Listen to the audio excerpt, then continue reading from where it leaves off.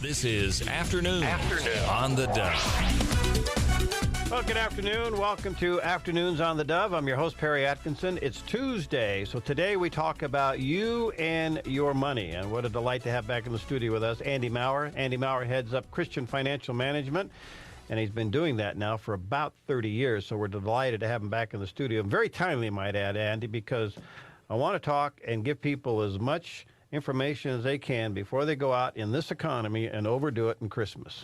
And you know what was interesting? Black Friday was the largest Black Friday in history, and Cyber Monday was the largest Cyber Monday in history in an economy that's upside down. That's right. Go figure.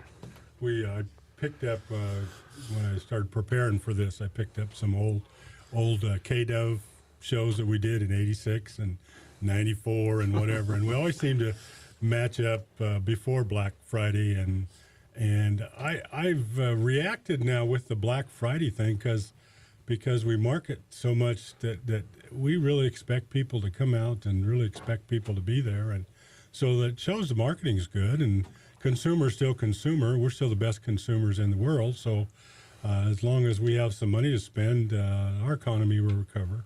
Mm-hmm. So to see its success shows the retails have created products that people want, whether they're any good for us or not. That's probably not an issue, whether it's the right size or the right kind or whatever.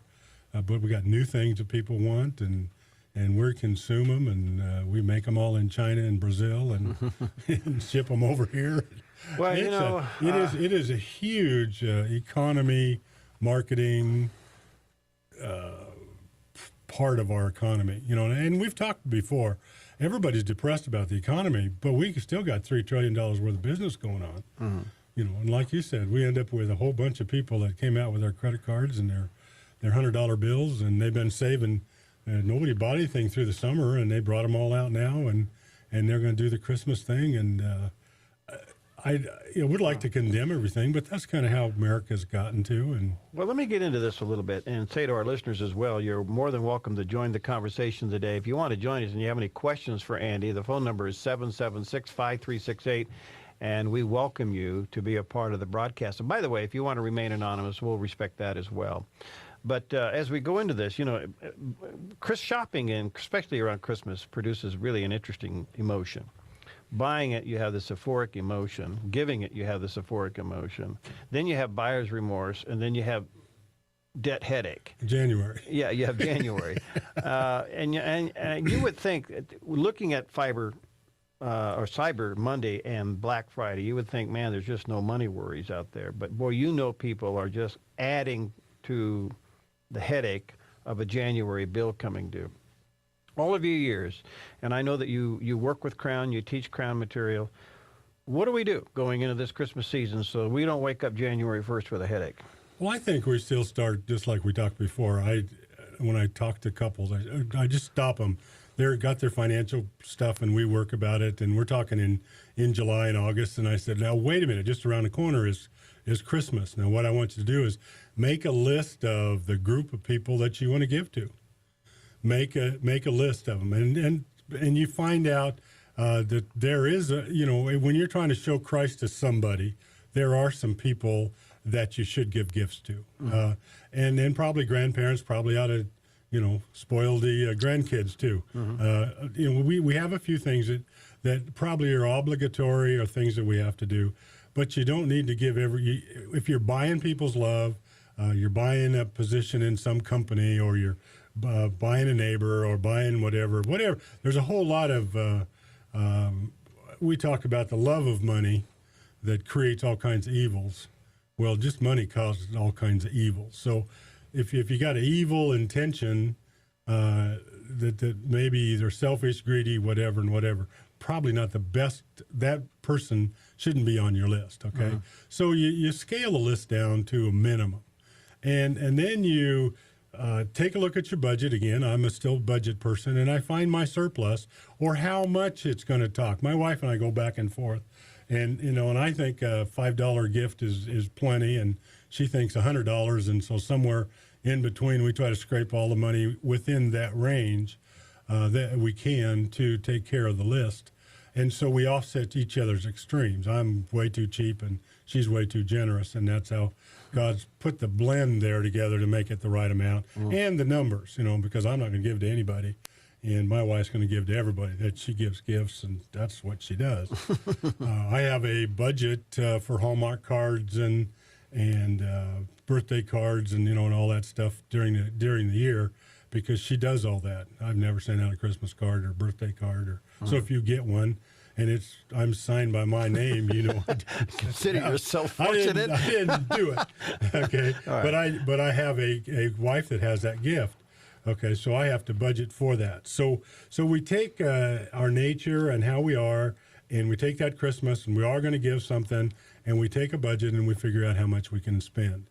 I'm working really hard to spend what you have so that there is not the residue in January and February. We get into January, then we add up how much Christmas cost, and it always costs us more. And Christians have that red flat spot. Oh man, I overspent. And sometimes it's really extravagant, especially if you leverage down payments, Visa card payments, those kind of things where you couldn't afford the $1,000 TV or the $1,000 whatever iPod, and iPod, whatever pods we got, and you buy them all, and you put a minimum down payment, and you're going to no payments for 3 years, or furniture or whatever. I mean, there's a huge amount of marketing that's going on that you're getting bombarded with.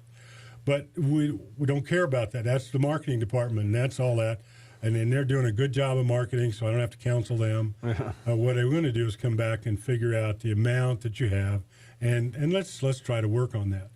Probably the most important part of this is there is only about an hour or two under the tree that you open the presents, okay? But there's 2 weeks of Christmas vacation where we need movie money, pizza money, gas money, skiing money, whatever. So don't spend all your money to put under the tree. I mean, that changes your gift giving too. I also have years ago started, we don't buy your clothes budgets and all that stuff. It's a special time with the Christmas and whatever. And we buy, that makes the clothes purchases all year long, and the shoe purchases and the recreation purchases and all those, that make them cheaper. But if we use them, we're usually paying full retail if we buy them for Christmas and all that kind of stuff. And so we just look at every possible way that you can have the most for the least. Okay, what about giving practical gifts? I know that I've heard people mention, in fact, the one gal I had on my show earlier this morning, Kathy Lipp, said that they're looking at giving practical gifts like oil changes, a card to the beauty shop, things like that. In other words, practical things that people could use, not necessarily things that have a moment of an euphoric moment and then it fades away a couple of hours later, but things they can practically use. What about that? Yeah. Investigate it, study it, look at it. Talk about it. That's how this all works. It's not one guy has a program and this is the godliest program that we have and wrote a book about it or put it on the on the green sheet in Chronicle or something. I mean, that's what we tend to do with no. Just you and your and your intermediate circle or you and your money. Talk about it, and that may be exactly what God's laying on your heart. Be of service to someone. Yeah, that can be there. I have to caution the people that are going to bake. We're gonna bake, and we're gonna give away cookies and pies, and or we're gonna feed a poor family or whatever. That pay attention to your budget. Usually, the person who has the idea doesn't add the extra $25 into so they can buy the flour and the sugar and all that stuff, and so that becomes a problem. But that's why I said we just want to talk about it. God usually has put enough people around that idea to get all the information to make good decisions. You don't have to be guided on that. That might be exactly what God wants to do. I know that there's a lot of single people who need their oil changed, and I know a lot of people can't bake, and they like those cookies. And some people can actually put 2 boards together, and the joints are straight, and let them build birdhouses. And I may have to save to buy the birdhouse. All those things are Christmas. And the purpose of Christmas still is to show the Lord. I mean, it's a great time in our life. We can talk freely, probably get less criticism about talking about Jesus during Christmas time than any time of the year. Oh, that's true. So if God's laying something on your heart that expresses Jesus, this is a good time to exercise that. Right. So you got all that parts in there. Let me say to our viewers and our listeners, whether you're watching on the Dove TV right now or listening on the radio, if you want to join us, in fact, maybe you have some suggestions on how you are approaching Christmas this year financially different than you have in the past, or maybe you have some suggestions on practical giving, and you'd like to join the conversation. We welcome that. 776-5368 is the number. Excuse me, 776-5368. Excuse me, Andy. Absolutely. Tell me, call in quick, because that's how I'm a great counselor, is by taking everybody else's ideas and passing them on. So, yes, there he is. The man has spoken. I don't have any ideas of my own. Well, it's true, but ask him anyway. 776-5368. Before we take a break, Andy, I also want to ask the question about giving to people outside of your circle. For instance, what about going grocery shopping and picking up an extra can of something and giving it to the Salvation Army or Food Access? Somewhere in our thinking in this economy, we have to think about others. And it's not that family isn't important, it's very important. But what about reaching outside our circle and helping someone else? It's probably very important, especially you and I have been teachers forever, and we teach and teach and teach and teach. And there's no better way to teach the kids to give then you do it, and and people just see you do it. Mm-hmm. So that kind of thing, helping them, inviting them over for dinner. We had 2,300 shoe boxes this year, done by families and groups, which was a record year. And I'm thinking, wow, this is wonderful. People are teaching their children and friends how to do something for somebody far away. Well, I think one of the TV stations is down in front of Fred Meyer's. What a great marketing idea. I mean, you go buy a toy that's wrapped already, and go buy some food that's in cans already, and then bring them by and put it in there, and they'll disperse it. You don't even have to mess with the dispersing. And if God's touching your heart, go ahead and do it. I don't even have a problem with you helping the people that sit on the corner with the Feed Me and the sign people.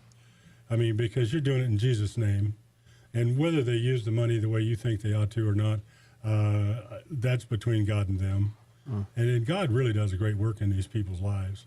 So if God's laying that on your heart, whether they don't work, they don't eat, and whether you get all philosophy by it and they're breaking city laws and all that stuff, if God lays it on your heart, do it. Because it's interesting that God doesn't lay it on everybody's heart.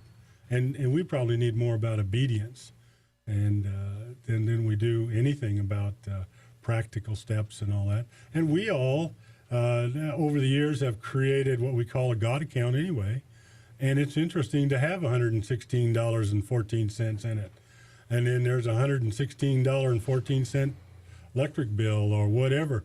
I mean, it's amazing how God would match up with the right amount, with the right situation. Or it looks like nobody will ever want this amount or whatever. And they'll show up and you have to be obedient. You tell the same stories we do about giving and stuff. Let me see if I can squeeze in Robert real quick here, and then we'll take a break. Hi, Robert. You're on the air with Andrew Maurer. Hi. I am a person who likes to can my food and grow as much of it as I can.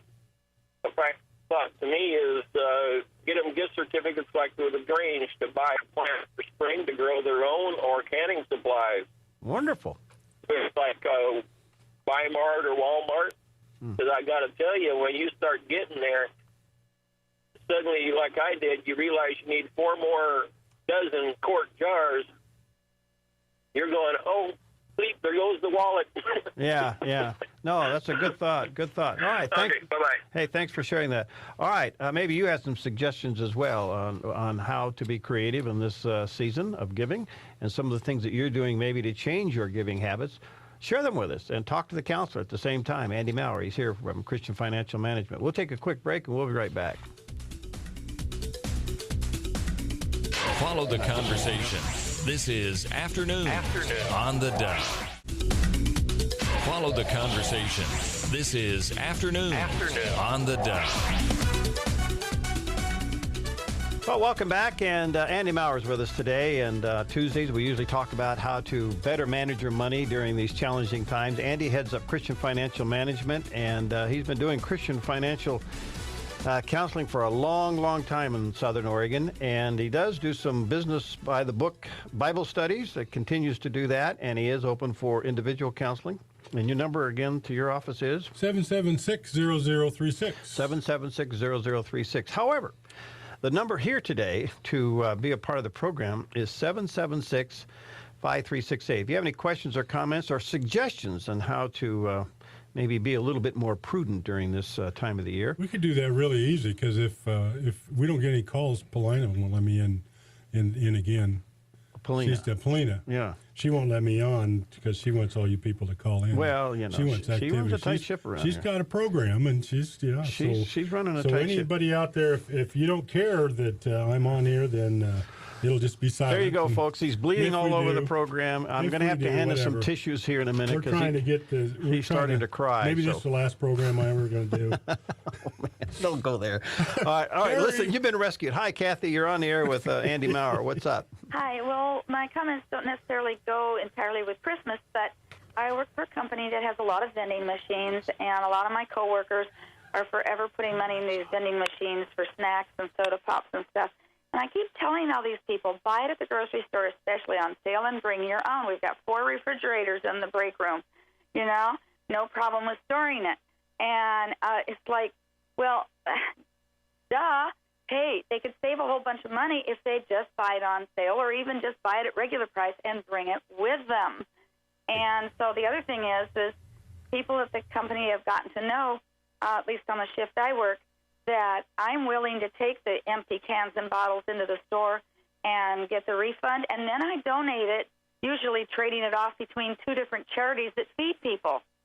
And so I come into the break room, and here's cans and bottles sitting on the table next to my bag where people have been donating it to that. I do the labor, they donate the empties. And I've got about $15 to send off to one of those charities now. For you. And so it gives me a little exercise. I've turned it into a hobby, but it makes something productive out of something that we have recycling bins, and people just dump them in there.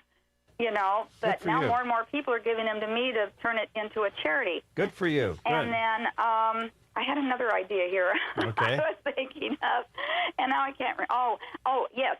Last year I had been gradually, as I shopped at the store, picking up a thing or two and putting it in a bag at home to donate to, put in one of those food boxes or whatever they have at the grocery stores. And I kept forgetting to take it with me to turn in during the holiday season. Along comes January, and the thing's still sitting here. I took a whole bunch of stuff into Access, and they were so excited that somebody actually donated food stuff for their pantry in January. There you go. A lot of people don't realize that there's this huge push at Christmas. They've got this stuff all over town that they're collecting, and they're giving us out at Christmas time. And then the pantry's dry in January. So please remember, folks, that they need donations year-round. Good stuff. All right. So Thank you, anyway, Kathy. hopefully that's helpful to somebody else. All right. Thank you. Good creative thoughts. Hi, Cherie. You're on the air with Andy Maurer. Hey, Andy. I want you to know that you are one of my favorite Afternoon on the Dove people. Did you hear that? You're one of her favorite. Oh, Yeah. boy. Are you related to him? Are you his sister or something? No, do not despair. Honest to goodness, outside of Patrick Yeah, I needed Doyle, that. you are my favorite.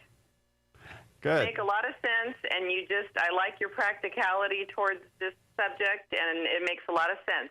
My suggestion that I did this year, both of my boys are struggling financially, as is all young people. And so my husband and I adamantly told them, no gifts for us. We don't need anything. We don't want your money spent on anything we don't need.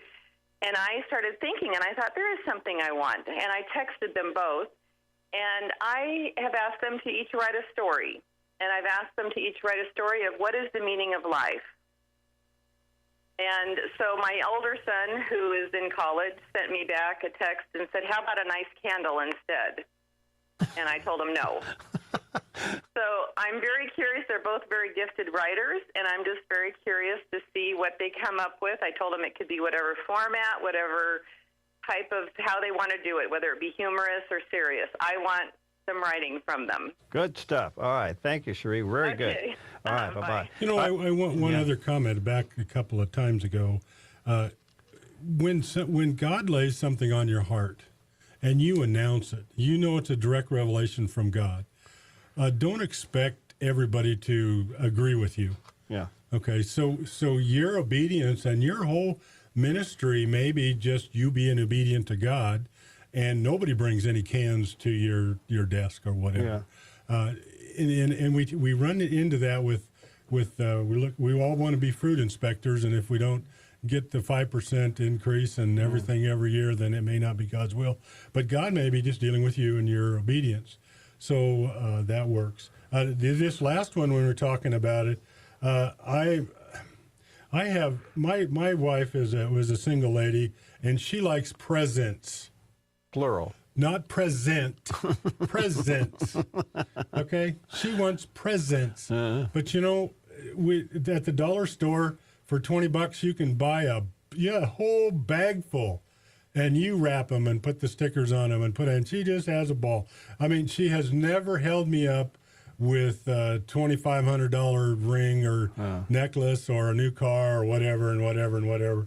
You know, all those kind of things. But there is something about giving gifts, and I think these two boys, I think they ought to write. Right. They ought to write that letter, and they ought to send the candles too. Yeah. The candles are only a quarter. Yeah. They probably need time with me to get their budgets in order. And yes, they have money to spend. We're in America. We are a wealthy bunch of people, and we don't particularly pay attention to how we spend. Mm-hmm. So we need to get a handle on all those things. All right, so there's lots of issues. Maybe her best gift to them is that they come see me when they get in the valley. 776-5368 if you want to join the conversation. Maybe you have some ideas or comments about going into this season and you'd like to share them with us, or you have a question for Andy. 776-5368. Well, there's a lot of creative ideas. You know, a couple of years ago, the adults in our family, we decided to exchange names because, you know, your family grows and it kind of gets out of hand. So we exchange, we draw names. I should say that. We draw names. And so Peggy and I this last year decided to draw names between ourselves. Yeah. Yeah. How'd it turn out? Well, it worked out so far. Did you get one? Huh? Did you get one? Well, I keep getting the same person. You get the same person? Yeah. At least you got one. But you know what it does do? It narrows the list down. It gets it smaller. Yeah, it gets the list down. So anyway, it's kind of fun. Yes. I mean, we grow with that. I mean, I got 5 brothers and a sister. And so there's 6 of us. And then our spouses. And then all our nieces and nephews, and it got to where it was huge. So we cut it down to just the adults, and then we cut it down to just the kids. And now we're down to our immediate families, all of us, because, you know, you just can't spend thousands and thousands and thousands of dollars. Yeah. You can, but that doesn't seem to be our priority list. Yeah. And so it's just discussion. We talk about, we just went through Thanksgiving. And we have a whole bunch of emotions, and you guys talked about it with the counseling about how much emotion we have to deal with, and how many people don't like each other and all that. Well, Christmas is the same stuff, and we'd like to work on some of that. I want to come back to the benevolence giving, because I think giving to family and friends, that takes on its own life, of course, and we understand that. And I think for the most part we are getting better. At least, listen, our family's looking at it seriously. You know, we're certainly not extravagant. But down to giving to others, whether it's in the food bank or through the Salvation Army or your favorite ministry or your church, how do you counsel people to put that into their thinking so that it doesn't become materialistic, it does become giving a gift unto the Lord? This is really a big question. Well, you're a big guy. And you had a bunch of people on this thing that talk about if you put your money in the right spot and you make 6%, everything's going to be fine. If you trust your money, you can trust your money if you put it in the right deal and invest in the right thing and blah blah blah blah blah. It's interesting to me if you put money into a bank, you get 2%. If you put money into God's kingdom, you get 10, 20, 30, 40, even 100-fold. Okay, so this giving thing is really huge in our overall spiritual economy. And so anytime we can adjust our thinking, I appreciate, I read through the, mutual funds and see if there's any friends I know, or seeing if they're investing in what company and what's this, and I read all that stuff. And I've enjoyed it for years and years and years. But that's not where my trust is. My trust is in God. And if I have a choice between 6% CD and tenfold given to God, that he led me to give to that person, I'm going to go the tenfold. Mm-hmm. Now, sometimes it's interesting on how the tenfold comes back. But the mindset is, a dollar in and $1.50 back. There's some ministries out there that say, a dollar in, $100 back. I mean, how do we put this into perspective? Well, my purpose is to acknowledge that God is Lord of my life in a material way. Yeah. Okay, and that's what I'm trying to do. Right. He says, set your mind on things above, not on things of this earth. The purpose of your business is to glorify God. Everything that you do has to do, you either serve God or you serve unrighteous mammon, Matthew 5 or 6, at the top of the page on the right-hand side. It's there. It's right there in your. It's right there. It's in yellow too, That's right? Yeah. And so you take what those things and they're sitting there and they're telling us that he's first, and you've got to your treasure, and you're giving away your treasure, and I need to show God that I love him, and that material, and each one of us have a different treasure. He may want you to give away your service, because that's your value. He may want to give you away your vehicle or fix something or whatever talent you have. You have a God. I'm sorry, but we serve a lot of gods. Uh-huh. You watch them every Sunday morning rub their God a motorhome. Yeah. You can tell who the most important thing in their life is, and it isn't the Creator God. And you're not blessed if God's 14th in your list. God doesn't say, "I'll bless you 1/14 of the blessing." You either love God or you don't. Right. Exodus 20. We're way back. Let me take a break here. We come back because part of this giving, in this season of giving, we want to give, and sometimes we actually think we are buying favor with God by giving, and yet there's sin in our life, and we don't see the 60, 20, 30, 40, 100 fold. In fact, we see nothing in return. And maybe, is it a sin problem?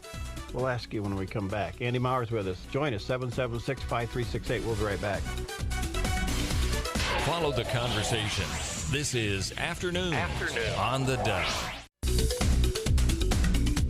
Follow the conversation.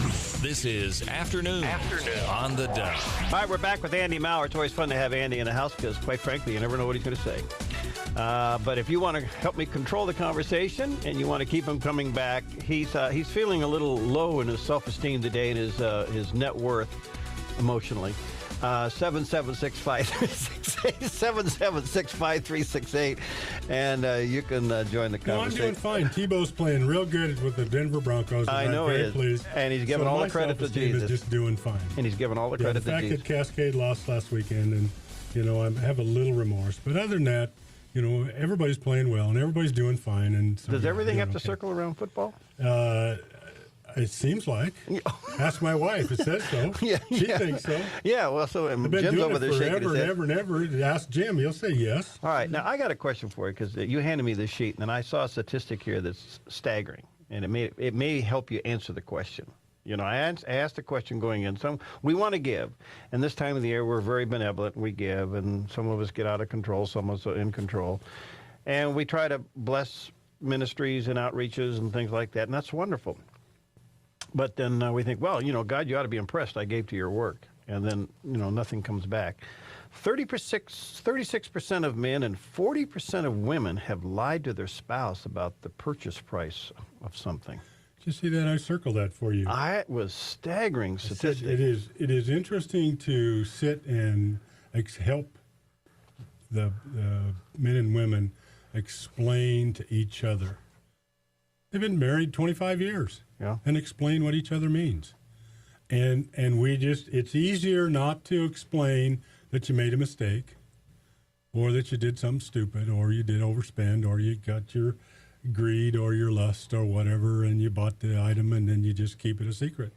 and you hide it until it comes out. And if you don't read the checkbook statements, or you don't read the credit card, nobody knows. And we've all made those things. When it is interesting to add up. I remember talking to several vets about what is it about this country that God would like to save, because we cuss 1 billion times a day, or we abort 1,500 or a million and a half babies a year, or we're up $14 trillion worth of debt. Whatever you think a sin is, what is there about this? Our art, the pornography that we have. List our politics, because it's so fair and equal. The way our people live, our salesmen live on the road, because they're all up above board and all that. Our pastors, I mean, what is about it? You just name any kind of list. Football players. Ooh, I mean, that world can't. I know the professional world really well, inside and out, and it is very, very difficult to lead a Christian life. And then we're talking here, we got terrorist attacks, school shootings, pornography on our Super Bowl. They've messed that all up. And we pray that God blesses and protects us, and yet we indicate to God to leave us alone. We don't do things in our lifestyle to invite God in. We eliminate him. So we separate our money from our spiritual life. We are giving from our whatever, or I'll give a little bit, I'll do a little bit, but talk about 10% or a tithe, or actually I'd rather give money than I would to go do something and help people. Or I've listened to shows, we're talking, you guys are pastors, and so the church is, and your individual entities, and your, is a very concerned, it's a passionate part of your life. And yet, anybody outside this church circle, I'm a parachurch, and we don't know whether I fit in it or out of it or whatever. See, everything we do indicates that separates us from the Lord. So we've got to do things. That's why the giving is so important, because if I open my checkbook and I take the most precious thing I have, which pays my electric bill, or that I eat, okay, as you can see, I enjoy eating, and I take part of that and I give to God first, then I acknowledge to him that he's number one in my life, and that invokes all the rest of it. I'm trying to not cuss. I'm trying to drink less. I'm trying to take less drugs. I'm trying to drive within the speed limit. I'm trying to minister to my wife, treat her like a weaker vessel as a joint of the grace of life. To go by all these verses that we know, you just keep working and you put God first and you keep looking at it. That's why this Bible is so important, because when it says it, I don't argue about it. It says all have sinned and come short of the glory of God, and whether it's right textually or in the Greek or whatever, all means all, that's good enough. I mean, it's a real struggle. So where does sin come into this equation? Sin comes into that independence that God has to give us to allow us to reject him. For God to love, he's got to, we have to make a choice to love him. He gave us an independence to reject him. So you know the difference. So when you reject God, that's sin. And we choose to love him. So he's given us that freedom. Wow, that's tremendous. It comes back to a real basic thing that you and I have talked about a million times, and I'll come to that in just a moment, and that is that money in your hand yours or God's? I'll let you respond to that. Right now, let's go to Mike. Hi, Mike. Yes. Maurer, go ahead. I've kind of been wondering about a different kind of Christmas gift, considering economy, and I've got older kids, late 30s,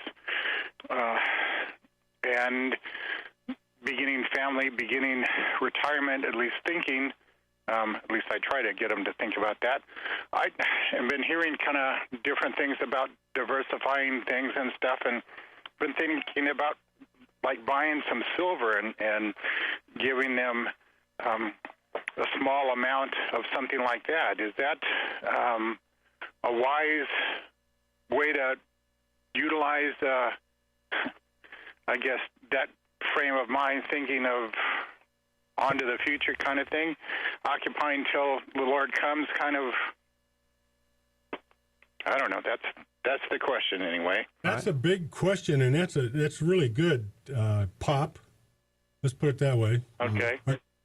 Grandpa? Yeah. Yeah, you're in charge. And you taking your inheritance and passing it on to the kids when they're alive so that you can train them.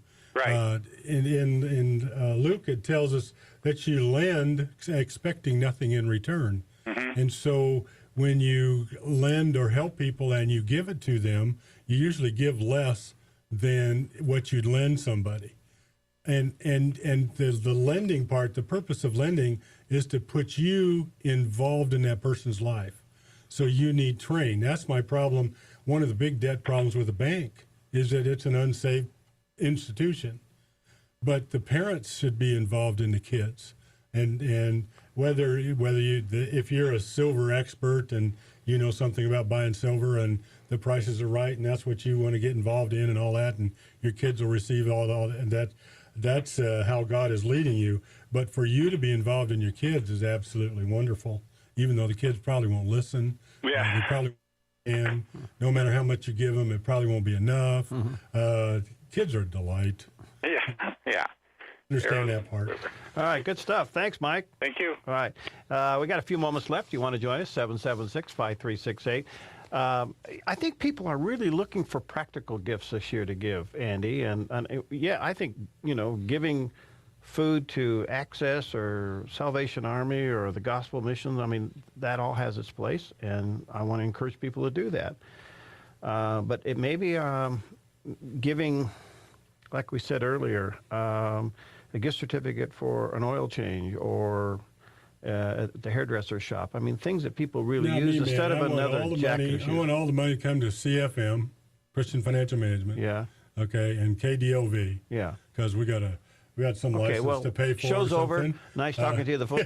we got that's why I'm not concerned about that. I am concerned about with you and God. And as I said many, many times before, since you won't do business with God, you get to come in and do business with me. And all I'm going to do is lead you back to God. Okay? And all these issues are just, okay, if the thought comes to mind, go back to God and say, God, what is there that you want me to be involved? What do you want me to do with this? I have it. I planned it.